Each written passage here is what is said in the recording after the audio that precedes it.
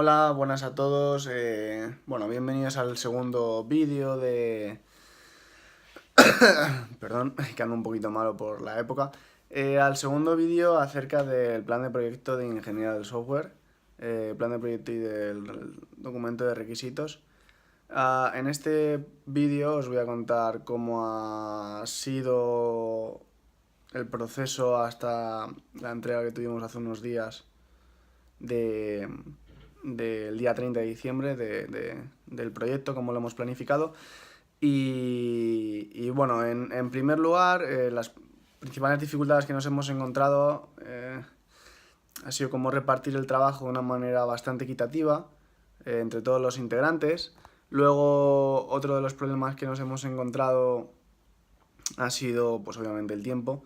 Esta era una entrega que no era, por así decirlo, definitiva, pero teníamos que avanzar muchísimo. Partiendo de una plantilla, por así decirlo, que teníamos hecha, donde íbamos rellenando el documento y luego traducirlo a un documento ya más formal.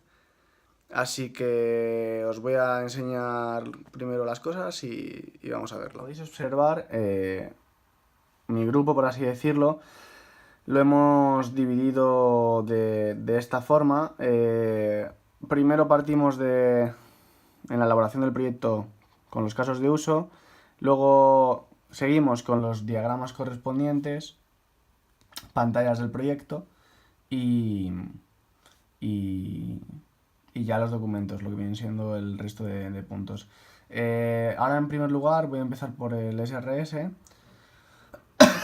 aunque sí que es bien cierto que es el documento que menos hemos dedicado tiempo en comparación con el plan de proyecto.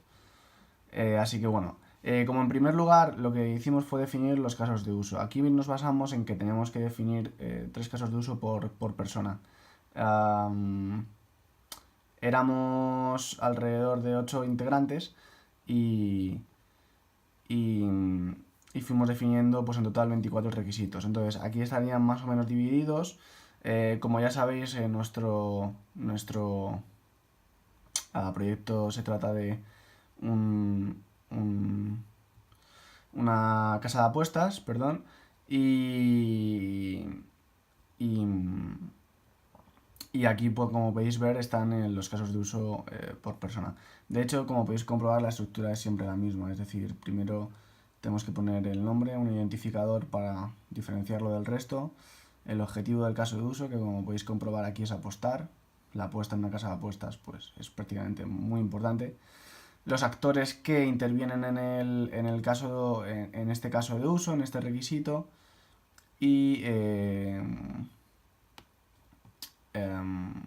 los actores secundarios, las precondiciones que tiene que tener, pues por ejemplo en este caso, obviamente para que una persona apueste tiene que estar logueado en el sistema y para que una persona, para que tenga éxito esto, la apuesta se tiene que realizar correctamente, es decir, el sistema te tiene que validar, si no pues un fallo puede ser que no tenga suficientes monedas o euros y no pueda apostar, o si da un error en la cuota, es decir, si la cuota se actualiza en ese momento, pues dará un error porque tienen que cambiarse a la cuota.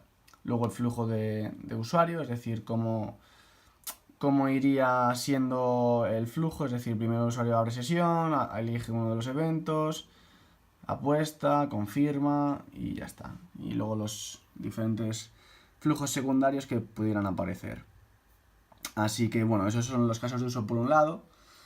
Y luego además, mientras os sigo explicando un poco las cosas, me estoy tapando aquí la luz, dividimos el documento en subsistemas para modularizarlo bastante y diferenciar una serie de funciones que tiene un subsistema diferente con otro y diferenciar esas funciones.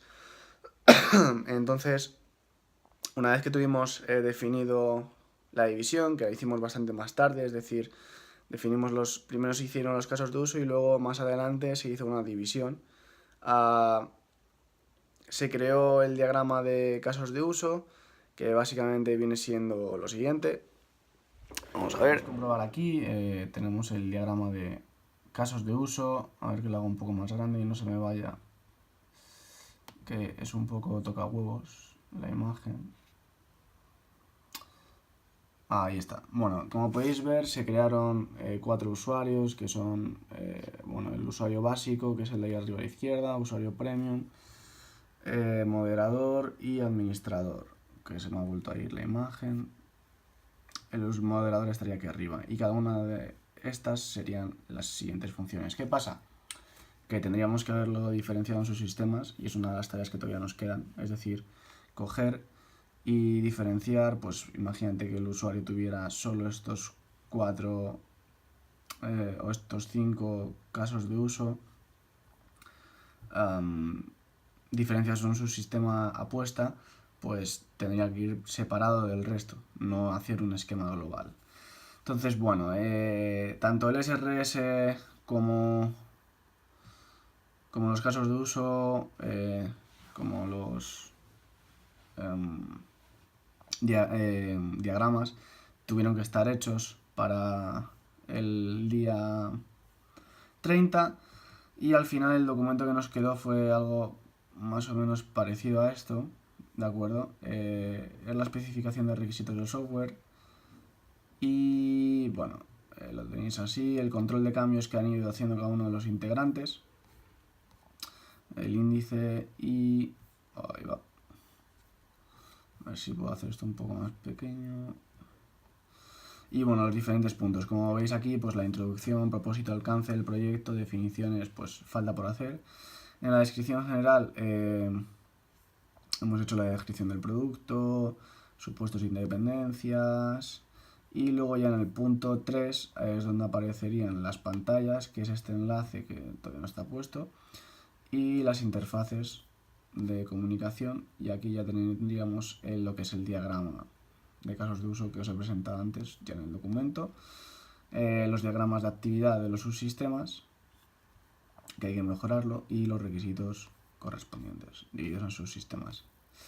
Como podéis ver, el documento está un poco verde en el sentido de que hay mucho texto y esas cosas, pero yo creo que el contenido principal y la esencia está ahí, por así decirlo, y bueno, ha habido un trabajo detrás que solo falta materializarlo de una forma clara y concisa, que es lo que le falta al SRS. Así que nada, en el próximo vídeo mostraré el plan de proyecto, cómo va y a ver qué tal. Así que nada, nos vemos en un próximo vídeo.